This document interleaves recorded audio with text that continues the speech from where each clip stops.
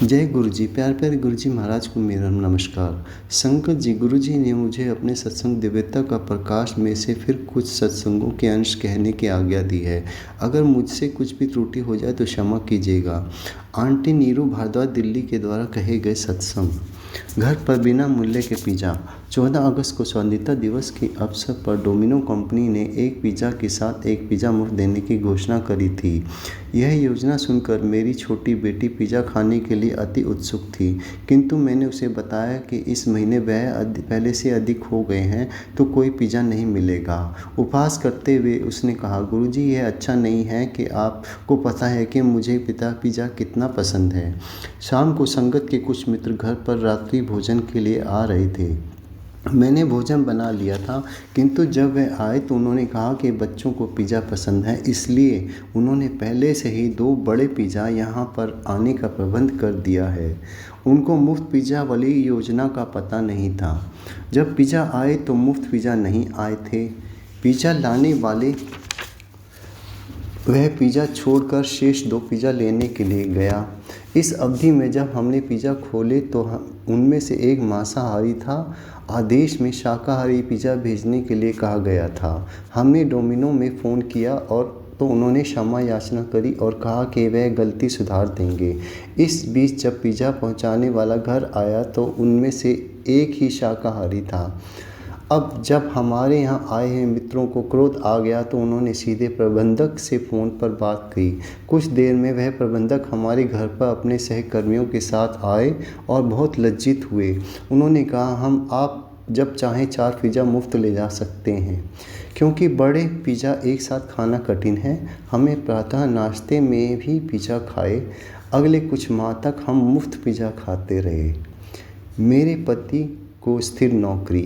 मेरे पति औषधि विभाग में मार्केटिंग में थे। उनके पास सदा से घूमने का काम रहा है, जिसमें ना कोई कार्यालय ना कोई समय सीमा। 3 वर्ष पूर्व जब वह कर्नाटका में थे तो हमें उनकी कमी का आभास सदा रहता था। एक दिन बड़े मंदिर के हाल में मैं आंखें बंद कर बैठी हुई थी। मैं सोच रही थी उनका कितना अच्छा होगा यदि इन्हें किसी कार्यालय में स्थिर कार्य मिल जाए और मैं प्रतिदिन उनके लिए भोजन डिब्बे में दे सकूं। अचानक संगत की एक महिला मेरे पास आई और कहा, मेरी मनोकामना पूर्ण हो जाएगी। आश्चर्यचकित होकर मैंने अपनी आंखें खोली और उनको भी उसी समय विस्मय की अवस्था में पाया। कुछ ही दिनों में मेरे पति को अपनी नौकरी से त्यागपत्र देना पड़ा, किंतु गुरुजी की दया से उन्हें यहीं पर 9 से 5 वाली एक स्थायी नौकरी मिल गई। अब जब भी वह शहर में होते तो उन्हें कोई बाहर का काम नहीं होता था। प्रतिदिन उन्हें उनका भोजन, दोपहर का भोजन डिब्बे में देना पड़ता था। अब कभी कभी मुझे यह आनंदित नहीं करता था। उनके कार्यालय में कोई औपचारिकता नहीं थी। वह बहुत आराम से सदा कदा चप्पलों में ही चले जाते थे। मुझे सदा सैंडल पहनने पड़ते हैं। ऐसे ही 14 अप्रैल को बैसाखी के अवसर पर मेरी सैंडल का तलवा बाहर आ गया। मैं कुछ नहीं कर सकती थी। मैंने सोचा बाहर जाते हुए उन्हें हाथ में लेकर नंगे पैर चली जाऊंगी। जब मैं बाहर आई तो मुझे अपनी टूटी सैंडल कहीं दिखाई नहीं दी। उन्हें खोजते हुए मुझे एक अन्य वैसे ही सैंडल दिखाई दी। उठाकर जब उन्हें चिन्ह देखे तो वह मेरे ही सैंडल के थे। कि तो अचंभे की बात है कि वह नए हो गए थे। बेटी का कानूनी स्कूल में प्रवेश। यद्यपि मेरी बड़ी बेटी मेघा 12वीं कक्षा विज्ञान विषयों से कर रही थी, गुरुजी नहीं चाहते थे कि वह आगे विज्ञान पढ़े। संगत जी, एक संगत में उन्होंने उसे कानून में विद्या अर्जित करने का संकेत दिया था। उसने उनके निर्देशानुसार प्रवेश पत्र भरा और प्रवेश परीक्षा में गई। उसके आश्चर्य का ठिकाना नहीं था जब उसे पता चला कि अन्य परीक्षार्थी तो उसके लिए विशेष प्रशिक्षण प्राप्त कर आए हुए हैं। वह गुरुजी को याद कर परीक्षा में बैठ गई। हजारों में से केवल 900 अगले चरण के लिए चुने गए, जिसमें से वाद विवाद और साक्षात्कार होना था। अंतिम चरण में विश्वविद्यालय में केवल 250 चुने जाने थे। गुरु कृपा से उसका नाम प्रवेश सूची में था। शाम को जब हमने उसके प्रवेश का समाचार उन्हें दिया तो वे अत्यंत प्रसन्न होकर बोले कि यह तो पहली अवस्था थी, आगे आगे देखो क्या होता है। कहने की अवस्था नहीं है कि उनके अन्य अनन्य दया से वह बहुत अच्छा कर रही थी। गुरुजी की वास्तविकता से अवज्ञा रहते हुए उनके पुण्य प्रभावों को गुणगान किए जा सकते हैं, क्योंकि वे मानव रूप में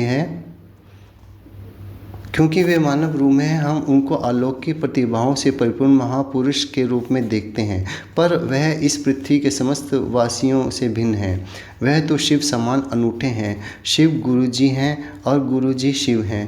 वह तो परम हैं। इसका यह तात्पर्य नहीं है उनके पास आकर सब शांतिपूर्वक सहजता से हो जाएगा। वे कर्मों के अनुसार प्रत्येक अनुयायी को जीवन में के उतार चढ़ाव भी दिखाते हैं। वह समस्त संबंधों की अन्योन्यता के दर्शन भी करा देते हैं। जब प्रतीत होता है कि आप अकेले हैं, संबोधित होकर वह अपनी निकटता जता देते हैं। कोई बात कहे बिना भी वह आपकी अपनी सुगंध के माध्यम से आपके पास आ जाते हैं। यद्यपि यह अत्यंत कठिन है। इस मायावादी संसार से मुक्त होकर उनको समर्पण करने में ही हित है, लेकिन किंतु परंतु छोड़कर उनके बताए पथ पर चलना ही श्रेष्ठ है। जीवन कितना सरल और मधुर हो जाता है। जीवन के सकारात्मक रूप को देखते हुए आस्था सहित आनंद लेने में ही लाभ है। वह सर्वज्ञाता, सर्वशक्तिशाली और सर्वविद्यमान है। वह हमारे पता लगे बिना ही सुनते हैं, देखते हैं और जो हमारे हित में होता है वो करते हैं। मेघा ने उनके लिए कुछ पंक्तियाँ लिखी। धन्यवाद गुरुजी, गिरकर उठाते हैं हमें क्यों, हंसकर सहते हैं दर्द हम क्यों, मुस्कुराते हैं वर्षा में हम क्यों। कारण है आपकी अमूल्य दया जो हमें मिली है। जीवन में है आपका प्रेम जो सदा हमारे साथ है। आप हमारे जीवन में परम भक्ति हैं। आप ही मानव रूप में सर्वोच्च शक्ति हैं। आप हर शंका का अंतिम समाधान हैं। आप ही दयालु जल दया मेघ भांति सबके परम आनंद हैं। हम आपसे प्रेम करते हैं, आदर करते हैं, नमन और नमस्कार करते हैं। आप हमें अपने हृदय में स्थान दें और सदा वहीं पर स्वीकार करें। अब मैं आंटी नूतन और अंकल अनिल बेरी गुड़गांव द्वारा कहे गए कुछ सत्संग सुनाने जा रहा हूँ। भक्त सदा भक्त रहेगा। गुरु जी की शरण प्राप्त होने पर हम अत्यंत भाग्यशाली हैं। हमें उनके बारे में नवंबर 2005 में मेरठ में अपने एक संबंधी की बेटी के उपस्थित एक अन्य संबंधित से पता चला। पिंकी गुरुजी की अनुयायी थी। उसकी अभिलाषा थी कि गुरुजी के दर्शन करें। उस समय उसने हमें कुछ संस्मरण भी सुनाए। एक शुक्रवार को जब एम्पायर स्टेट से गुजर रहे थे तो गुरुजी का ध्यान आया, किंतु उनके दर्शन किसी अन्य दिन करने के विचार से हम आगे निकल गए। आगे बढ़ते हुए हमने एम्पायर स्टेट से पूरे भवन को पार भी नहीं किया था कि हमारी कार रुक गई और हम आश्चर्यचकित हो गए। गुरुजी के दर्शन कर उनके आशीर्वाद लेने का निश्चय कर लिया। इतना सोचे ही कार चल पड़ी। गुरुजी के स्थान पर हम 7 बजे पहुँचे, किंतु हमें बताया गया कि वह 8 बजे खुलेगा। 1 घंटा रुकने का सुनकर हमने किसी और अन्य दिन आने का सोचा। उसी समय पिंकी आ गई और उसने संगत पर आने का आग्रह किया। उसी दिन से गुरुजी की संगत लगातार आते रहे। गुरुजी के दर्शन करने से पूर्व हम भटक रहे थे, किंतु उनकी दया से अब हम समय सही मार्ग पर अग्रसर हैं। बेटी अमेरिका गई। हमारी पुत्री रक्षिता को अमेरिका के एक विश्वविद्यालय में MBBS पाठ्यक्रम में प्रवेश के लिए 15 जनवरी 2006 तक पहुंचना था, किंतु उसके कुछ दस्तावेजों में कुछ अड़चन थी, क्योंकि न्यायालय शीतावकाश के लिए बंद था। फिर गुरुजी की दया से एक न्यायाधीश आकर बैठे और उनके पत्रों को सत्यापित कर दिया। वह अमेरिका चली गई और 18 जनवरी को विश्वविद्यालय पहुंची। गुरु कृपा से 3 दिन की देरी को अनदेखा करते हुए विश्वविद्यालय के अधिकारियों ने उसे प्रविष्ट कर लिया। दिल्ली विमानपत्तन पर उसका सामान अधिक था और उसे या तो कुछ अन्य सामान निकालने के लिए अथवा $180 देने को कहा गया। हमने सामान निकाला, किंतु अचानक रक्षिता को लगा कि गुरुजी के पूर्ण सामान तोलने को कहा है। जब सामान दोबारा तोला गया तो वह अधिकतम वजन सीमा से कम निकला। 3 माह के पश्चात रक्षिता ने फ़ोन पर बताया कि विश्वविद्यालय वाले उसे अगले सत्र में आने की आज्ञा नहीं दे रहे हैं। संभवतः उसे भारत लौटना पड़ेगा। हमने उसे गुरुजी से विनती करने के लिए कहा। कुछ ही दिन बाद उसने शुभ समाचार दिया कि उसे अगले सत्र में प्रवेश मिल गया है। गुरुजी का हार्दिक धन्यवाद। पुत्र आस्तिक बना। हमारा पुत्र सुधांशु नास्तिक था। हम उसे 3 बार आग्रह करके गुरुजी के पास ले गए, परंतु हर बार वह संगत में जाए बिना वापस चला गया। अब गुरुजी की कृपा से उसे मानस परिवर्तन हुआ है। जब भी वह छात्रावास से वापस आता है, गुरुजी के पास जाने के लिए उत्सुक रहता है। वह संदर्भ जिसने उसमें यह परिवर्तन किया है वह वर्णनीय है। वह अपने 3 मित्रों के साथ एक टैक्सी में कालका जा रहा था। वह कुछ ही दूर गए होंगे, उनकी टैक्सी की सामने से आते हुए एक ट्रक से भीषण दुर्घटना हो गई जो लकड़ियों से लदा हुआ था। टैक्सी बुरी तरह से क्षतिग्रस्त हुई। ट्रक के सामने के पहिए टूट गए और वह पलट गया था। चमत्कार हुआ था कि उसमें 5 सवार सुरक्षित थे। उनको मामूली चोटें ही आई थी। सुधांशु के जीवन की रक्षा के लिए गुरुजी ने 4 अन्य लोगों को और बचाया था। सर्वविद्वान स्वामी गुरुजी छोटी से छोटी बातों का ध्यान रखते हैं। 2005 की शीत ऋतु में एक उपचार के लिए गुरुजी ने हमें प्रतिदिन यमुना पुल पर जाने का निर्देश दिया था। एक बार एक चढ़ाई पर हमारी कार रुक गई। हमने उसे धक्का देकर चलाने का विफल प्रयास किया। उसके बाद गुरुजी से विनती करी। अचानक 2 सिख युवक कहीं से आए। उन्होंने हमारी सहायता करी। उन्होंने कार को धक्का लगाया। उनके चले जाने के तुरंत बाद पता नहीं कहाँ अदृश्य हो गए। गुरुजी ने हमें स्वप्न में ही दर्शन दिया। एक बार हमें मेरे पति अनिल को प्रातः का सोते हुए सपन आया कि गुरुजी ने उसे प्रसाद में मिठाई दी, किंतु जब उन्होंने अपना हाथ खोला तो उसमें धन था। गुरुजी सर्वज्ञाता और सर्वशक्तिमान है। उन्होंने हमारे परिवार और हमारी अतीत के बारे में बताया था। उदाहरणार्थ उन्होंने अखिल भारतीय आयुर्वेदिक संस्था में हुई अनिल की गंभीर शल्य चिकित्सा के बारे में बताया था, जिसके कारण वह आज भी जीवित है। गुरुजी ने अनेकों असाध्य रोगों का उपचार किया है। उन्होंने कैंसर और अन्य अनेक गंभीर रोगों की चिकित्सा करी है। वास्तव में गुरुजी का उपचार चिकित्सकों की विफलता के पश्चात आरंभ होता है।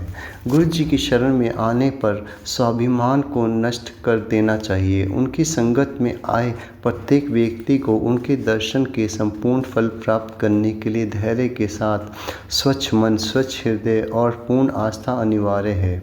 गुरुजी का मुख्य उद्देश्य मानवता के कष्टों को दूर करना है। वह बिना किसी भेदभाव के सबका भला करते हैं। सर्वविद्वान होते हुए भूत, वर्तमान और भविष्य जानते हैं। आनंद और मोक्ष की वह अनुभूति वह विद्वानों का अंतिम लक्ष्य है। सर्वविद्वान प्रभु की कृपा से हमें लौकिक और अलौकिक अर्थ की प्राप्ति होती है। उन्हीं की दया से संगत के सदस्य अपनी समस्त आशाएं पूर्ण कर सकते हैं। गुरु जी की उपस्थिति में हम अत्यंत भाग्यशाली हैं। वह हमारे कष्ट और विपदाओं को दूर करते हैं।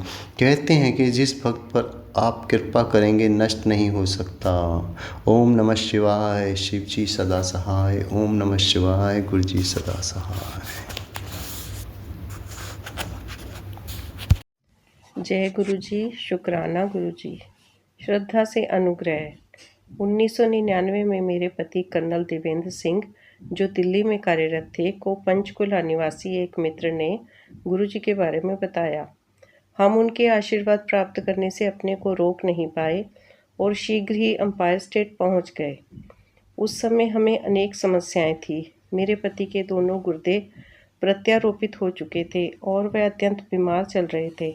उनके लिए सेना में कार्य करते रहना भी कठिन प्रतीत हो रहा था। हमारी जमा पूंजी दूसरे गुर्दे के प्रत्यारोपण में व्यय हो गई थी और एक सामान्य असैन्य चिकित्सालय में हुआ था, और उसके पश्चात मेरे पति का 2.5 लाख रुपए व्यय को रक्षा लेखा विभाग द्वारा लौटा दिया गया था। पहले ही दर्शन पर गुरुजी ने हमें सहर्ष प्रेम पूर्वक स्वीकार किया। हमें प्रतीत हुआ कि हमारी समस्त समस्याएं समाप्त हो गई हैं। गुरुजी के रूप में हमें स्वयं प्रभु और उनके स्वर्ग की प्राप्ति हुई थी। गुरुजी ने अगली बार आते हुए एक ताम्र लोटा और एक चांदी का कड़ा लाने को कहा। उन्होंने उन दोनों वस्तुओं को अभिमंत्रित किया और हमारे जीवन में उनकी दया का प्रवाह होने लगा। सर्वप्रथम मेरे पति के स्वास्थ्य में सुधार आने लगा। उनके चिकित्सा परीक्षण सामान्य निकले और उन्होंने कार्यालय जाना आरंभ कर दिया। फिर रक्षा लेखा विभाग ने हमारा अटका हुआ व्यय स्वीकृत कर लिया। मुझे उस विभाग से इसकी सूचना तार से मिली। अगले दिन जब हम गुरुजी के पास गए तो उन्होंने पूछा कि क्या हमें पैसा मिल गया। मेरे पति रिस्ट्रॉयड ले रहे थे, जिसके फलस्वरूप उनके नितंब के जोड़ में एक स्नायु अवरुद्ध हो गई। चिकित्सक ने शल्य क्रिया का सुझाव दिया। जब हम गुरुजी के पास गए तो उन्होंने इसके लिए मना कर दिया और कहा कि वह स्वतः ही ठीक हो जाएगी। उनके कथन के अनुसार थोड़े दिन में वह पुण्य खुल गई और आज तक शल्य क्रिया की आवश्यकता ही नहीं पड़ी। मेरे अनुभव के अनुसार गुरुजी को कुछ भी कहने की आवश्यकता नहीं है। अपनी सभा में आए हुए प्रत्येक भक्त की आकांक्षा को वह जानते हैं। उनके साथ अच्छा या बुरा जो भी होता है उसका भी उन्हें ज्ञान है। मेरे एक पुत्र और पुत्री थे, परंतु मैं एक और पुत्र चाहती थी। उनकी संगत में बैठे हुए मैंने इसकी कामना करी। सर्वज्ञाता गुरुजी को इस बारे में पता चल गया। घर जाने से पहले जब मैं आज्ञा लेने उनके पास पहुंची तो उन्होंने कहा, ला चोली कर। वह मुझे अपना दुपट्टा अपने सामने फैलाने के लिए कह रहे थे ताकि वह अपनी कृपा मुझे दे सकें। बिना जाने हुए कि वह क्या दे रहे हैं, मैंने उनकी आज्ञा का पालन किया। 6 मास के बाद मुझे अपनी गर्भावस्था का आभास हुआ। इतने दिन तक मुझे इस बारे में कुछ पता ही नहीं चला कि गुरुजी ने उस दिन मुझे पुत्राशीष दिया था। चिकित्सक भी अचंभित थे। गुरुजी ने हमारी सहायता फिर करी। जब कुछ अवांछित तत्वों ने कुछ राजनीतिज्ञों के साथ मिलकर एक भूखंड पर हमारे आधे बने हुए मकान को हथिया लिया, उन्होंने हमें बहुत तंग किया और हम असहाय थे। जब गुरुजी को इसके बारे में पता चला तो वह बोले कि चिंता मत करो, वह अपने आप चले जाएंगे। उनके इस आशीर्वाद के साथ ही स्थिति में परिवर्तन होने लगा। शीघ्र ही घर की चाबियां हमें दे दी गई। गुरुजी ईश्वर है, वह हमारे सुख और आनंद के स्रोत हैं। हम उन्हें हृदय से प्रेम और धन्यवाद करते हैं। गुरुजी के पास जो भी श्रद्धा भाव से आएगा उनके अनुग्रह का पात्र ही बनेगा। श्रीमती परमिंदर कौर। प्रतिपग रक्षा। तेरे कवन कवन गुण कहे कहे गवा, तू साहिब गुनी निधाना। मेरे माता पिता ने जून या जुलाई 2001 से गुरुजी के पास जाना आरंभ किया था और उसके पश्चात जीवन में परिवर्तन होने लगा। मैं जर्मनी में रहकर प्रसन्न नहीं था। गुरुजी की दया से शीघ्र ही मुझे 7 मास के लिए वापस भारत स्थानांतरित कर दिया गया। उस समय मेरी बहन के वैवाहिक जीवन में बहुत उथल पुथल हो रही थी। हमने उसकी जन्मपत्री अनेक ज्योतिषियों को दिखाई थी और सबने उसके वैवाहिक जीवन में सुख का अभाव ही बताया था, किंतु गुरु कृपा से सब समस्याएं हल हो गई। 2000 से मैं भी अत्यंत कठिन परिस्थितियों से गुजरा हूँ, किंतु उनकी दया से मैं उनका सामना भी नहीं कर पाया हूँ। एक बार यूरोप में मेरा बैग, जिसमें मेरा पारपत्र, क्रेडिट और चाबियाँ थी, खो गया था। मैंने गुरुजी का ध्यान किया और थोड़ी ही देर में विमान कर्मचारियों ने बताया कि वह मिल गया है। उसमें से कुछ भी निकला नहीं था, सब सामान सुरक्षित ही था। 2006 में मैं पाकिस्तान जाकर वहाँ के सब गुरुद्वारों के दर्शन करना चाहता था, परंतु मुझे वीज़ा नहीं मिल रहा था। अचानक ही अंतिम समय पर जब मैंने सब आशाएं छोड़ दी थी, वीज़ा मिल गया। इससे मैं रावलपिंडी जिले में स्थित गुरुद्वारा पंजा साहिब भी जा सका। यद्यपि मेरा वीज़ा केवल लाहौर जिले के लिए ही था। पिछले 2 वर्ष सिंगापुर में रहते हुए अनेक कार्य संबंधित समस्याएं उठी हैं। मैंने अपने सहकर्मियों के विरोध का भी सामना किया, परंतु गुरु कृपा से वह सुलझ गई। गुरुजी की दया से मुझे एशिया के सबसे अच्छे विश्वविद्यालय में MBA करने का संयोग प्राप्त हुआ। वहाँ पर मैंने कभी प्रवेश पाने की आशा भी नहीं की थी। एक दिन मेरी भयंकर दुर्घटना होते होते बची। मेरा एक पैर बस के पहिए के नीचे आने वाला था। घर पहुँचने पर मैंने देखा कि गुरुजी के चित्र का फ्रेम चटक गया था, किंतु उनका चित्र सुरक्षित था। तब मुझे आभास हुआ कि उन्होंने ही मुझे मेरी दुर्घटना से रक्षा की थी। मेरे पिता को एक प्राणघातक अबुर्द हो गया था। उनको कीमोथेरेपी और शल्य क्रिया करवानी पड़ी और उपचार की अवधि में अभूतपूर्व सुधार हुआ। गुरुजी ने उन्हें नवजीवन दिया है। जीवन के हर पग पर उन्होंने हमारी रक्षा की है। यदि मैं उनके सब चमत्कारों का वर्णन करने लगूं तो शब्द और पृष्ठ कम पड़ जाएंगे। उन्होंने मेरे माता पिता और बहन को ही नहीं, हमारे अन्य संबंधियों का भी ध्यान रखा है। 2 वर्ष पूर्व हमने उनसे चंडीगढ़ स्थित एक संबंधी के लिए विनती करी थी, जिसकी दुर्घटना हो गई थी। गुरुजी को सब ज्ञात है और वह उचित समय पर कामना पूर्ण करते हैं। आशा पूर्ति करने के उचित समय का ज्ञान उनको ही है। वह सदा हमारे एक साथी हैं। मैं गुरुजी की असीमित कृपा और संरक्षण देने के लिए प्रभु का धन्यवाद करता हूँ। पुनीत सिंह, गुड़गांव। प्रथम दर्शन में ही कामना पूर्ति। वर्ष 2001 में मैंने पहली बार कर्नल चटर्जी से गुरुजी के बारे में सुना था। उन्होंने मुझे गुरुजी का चित्र दिखाया और उनसे कुछ चमत्कारों का वर्णन किया। उस समय एक नए शहर में एक नई नौकरी के साथ मेरे जीवन में अत्यधिक उथल-पुथल थी। इसे नए कार्यालय में आने के पश्चात 1 माह में मुझे इंग्लैंड जाना था, किंतु 9 मास बीत जाने के बाद भी इस योजना का कुछ अता-पता नहीं था और दिल्ली जैसे महंगे शहर में मुझे घर आदि ढूंढकर जीवन को सुनियोजित करने में अत्यधिक व्यय करना पड़ा था। आर्थिक समस्याओं के होते हुए मेरी पत्नी का गर्भपात भी हो गया था। इसके कारण कुछ स्वास्थ्य संबंधी समस्याएं भी आ गई थी और स्त्री रोग विशेषज्ञ ने यदि वह स्वयं ठीक नहीं हो तो शल्य क्रिया करवाने का परामर्श दिया था।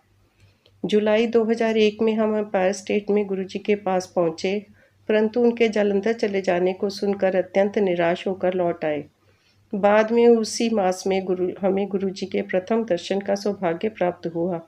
उन्होंने हमसे थोड़ा सा वार्तालाप किया और लंगर ग्रहण करने को कहा।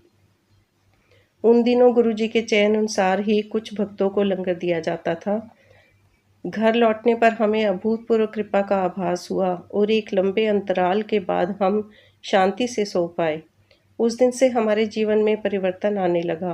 सर्वप्रथम मेरी पत्नी के स्वास्थ्य में सुधार होने लगा।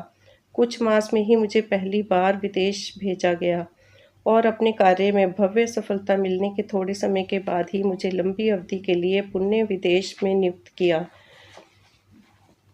यह अभी भी चल रही है। कुछ वर्षों में हमें पुत्र रतन की भी प्राप्ति हुई। रक्तचाप। मेरी पत्नी दीर्घकाल से उच्च रक्तचाप की रोगी रही थी। गर्भकाल एवं प्रसव और अन्य संभव दुष्परिणामों से बचने के लिए उसे औषधियाँ लेना आवश्यक था, क्योंकि जीवन भर ऐसी औषधियों का सेवन अनुचित लगता था। बीच बीच में वह इनको रोक देती थी, किंतु रक्तचाप पुण्य बढ़ने के कारण उसे फिर औषधियाँ लेनी आरंभ करनी पड़ती थी। वर्ष 2003 के आरंभ में एम्पायर स्टेट में एक संगत में जब हम दोनों गुरुजी से प्रसाद ग्रहण करने पहुँचे तो उन्होंने हमारे एक रंग के हरे परिधान देखकर व्यंग्य कसा। फिर उन्होंने मेरे से पूछा कि मुझे विवाह के लिए चंडीगढ़ की यह कुड़ी कैसे मिल गई। मुझे अत्यंत आश्चर्य और प्रसन्नता हुई कि मैं उसे शब्दों में व्यक्त ही नहीं कर सकता। इस वार्ता का प्रभाव अगले दिन प्रातः मेरी पत्नी के रक्तचाप में दृष्टिगोचर हुआ। उसके जीवन में पहली बार बिना औषधि के निम्न रक्तचाप का परिणाम मात्र 80 था। उस दिन से उसको जीवन में कभी रक्तचाप की समस्या नहीं हुई। केवल गर्भकाल के अंतिम दिनों में कुछ समय तक यह रहा, किंतु ना तो इससे भ्रूण वृद्धि में कोई रुकावट हुई और ना ही निर्धारित समय से पूर्व प्रसव पड़ा। इस अंतराल में उसने इन औषधियों का सेवन किया और उसके उपरांत बंद कर दी। विदेश नियुक्ति। सितंबर 2000 में दिल्ली स्थित सीमेंस में नवीन कार्य पद संभालने का प्रमुख आकर्षण विदेश में नियुक्ति प्राप्त होने का था, किंतु ऐसा नहीं हुआ। फिर भी गुरुजी की दया से मुझे बीच बीच में अल्पकाल के लिए इंग्लैंड जाने को कुछ अवसर प्राप्त हुए। वर्ष 2002 में 9 सितंबर 2001 को अमेरिका में न्यूयॉर्क पर हुए हमलों के फलस्वरूप विश्व भर में सूचना प्रौद्योगिकी क्षेत्र में प्रसार के कार्यक्रम रुक गए थे। इससे लंबी अवधि के लिए विदेश जाने की आशाएं भी चूर-चूर हो गई थी। तद्यपि मैं संगत में और घर पर गुरुजी से प्रार्थना करता रहता था और अंततः अप्रैल 2003 में इंग्लैंड का जाने का अवसर प्राप्त हुआ। वहाँ का कार्यकाल केवल 6 माह का था, किंतु यह ऐसे समय पर आया था जब अन्य संस्थान अपने कर्मचारियों की छंटनी कर रहे थे। ऐसे प्रतिकूल वातावरण में इस प्रकार का कार्य प्राप्त मैं आनंदित था। जब मैं अपने कार्य आज्ञा पत्र की प्रतीक्षा और जाने के प्रबंध कर रहा था, मुझे गुरुजी के एक भक्त के यहाँ विवाह समारोह में जाने का निमंत्रण मिला। इस पर गुरुजी ने अपने हाथों से इंग्लैंड लिखा हुआ था। जब हम जाने से पूर्व गुरुजी की आज्ञा लेने पहुँचे, मेरी पत्नी ने उनसे अपने पिता और बहन के लिए आशीर्वाद मांगने का विचार बनाया था। उसके कुछ बोलने से पूर्व ही गुरुजी बोल पड़े, साढ़े तो वड्डा पेरेंट कौन है। हमें तुरंत आभास हो गया कि उनका आशीर्वाद सदा उनके साथ रहेगा। कार्यस्थल पर पहुंचने पर मुझे बताया गया कि अवधि घटकर 4 मास भी हो सकती है, लेकिन गुरुजी की दया से मेरा कार्यालय नहीं घटा और उसकी समाप्ति पर मुझे वहीं पर एक अन्य परियोजना का कार्य सौंपा गया। यह कार्य 10 माह से अधिक चला और उसकी समाप्ति पर अगस्त 2004 में जब मैं स्वदेश लौटने को तत्पर था, मुझे बर्मिंघम के निकट टेलफोर्ड एक नवीन परियोजना पर भेज दिया गया। जब मैं 1 वर्ष से अधिक रहा, कार्य की मध्यावधि में मुझे नॉटिंघम स्थानांतरित कर दिया गया, जहां कार्यालय समाप्त होने के साथ ही हमारे पुत्र का जन्म हुआ। सितंबर 2005 में जब हम वापस भारत आने के प्रबंध कर रहे थे, मुझे लंदन स्थित प्रसिद्ध BBC कंपनी में कार्य करने के लिए स्थानांतरित कर दिया गया। इंग्लैंड में प्रारंभिक अवधि कुछ मास की होते हुए भी यहाँ पर मैं 2 से अधिक वर्ष तक कार्यरत रहा हूँ। जय गुरुजी, शुक्राना गुरुजी।